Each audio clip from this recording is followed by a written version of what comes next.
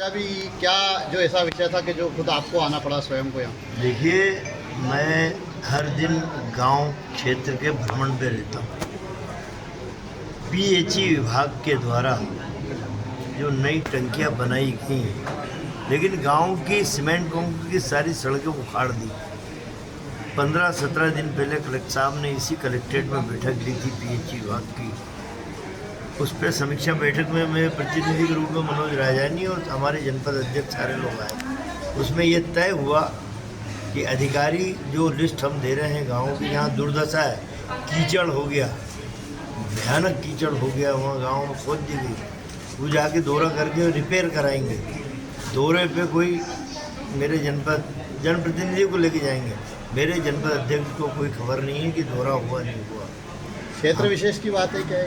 ये देखिए, मैं तो अपने सोनगंज विधानसभा क्षेत्र के गाँव की बात करूँगा, जहाँ का मैं प्रतिनिधि हूँ पूरे देवास जिले का, लेकिन मैं भ्रमण तो अधिकतर देवास में अपने सोनगंज का ही करता हूँ। नर्क की स्थिति पीएचई विभाग के द्वारा उसके जो ठेकेदार हैं, नर्क शब्द का इस्तेमाल कर रहा हूँ। गाँव की बड़ी बड़ी सड़कें सीमेंट कंक्रीट की कैसे हम लोगों ने बनवाई होगी, पूरी खुदी पड़ी हो। वर्षा काल में ये कब से बोलता आ रहा हूँ कलेक्टर और सारे लोग, नर्क है। फिर अब इनका कहना है कि हम 15 अक्टूबर के बाद रिपेयर चालू कर देंगे।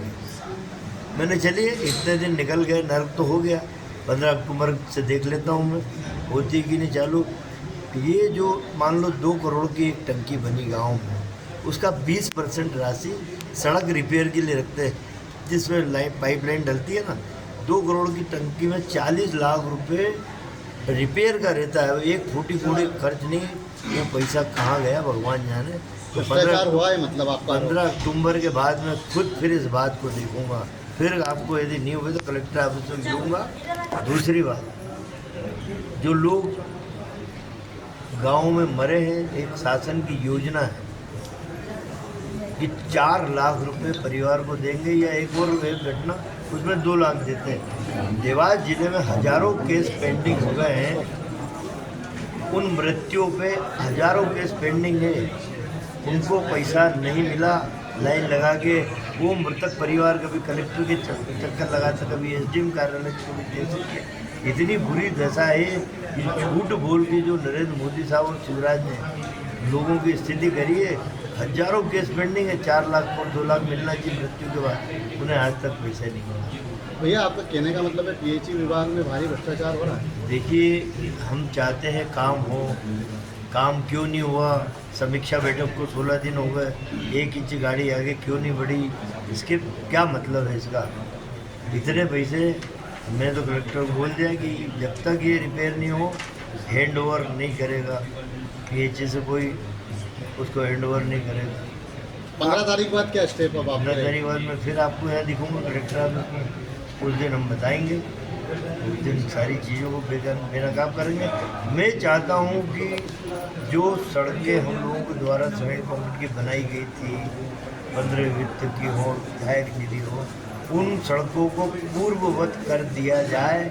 ये जाने कितने वर्षों के बाद इन गाँवों में दशा बदली थी, उन गाँव को आपने 1 सदी पीछे फिर पहुँचा दिया शासन की नीतियों ने। भैया, ये सोनगंज विधानसभा में कितने गाँवों का हमला है जहाँ पे टंकियाँ वगैरह इन्होंने?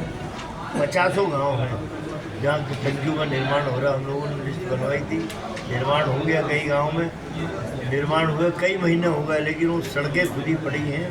लोग कैसे निकलते हैं, साइकिल ले जाने का रास्ता नहीं है, पैदल चलने में दिक्कत आती है। मतलब मैं नर्क शब्द कह रहा हूँ। मैं आपको 2 गांव देता हूँ सोनगंज के, दौलतपुर और जामोदी जामली। आप जाके देख लीजिए, आप खुद बोलेंगे सज्जन वर्मन, दौलतपुर जामोदी है। ठीक है, ठीक है।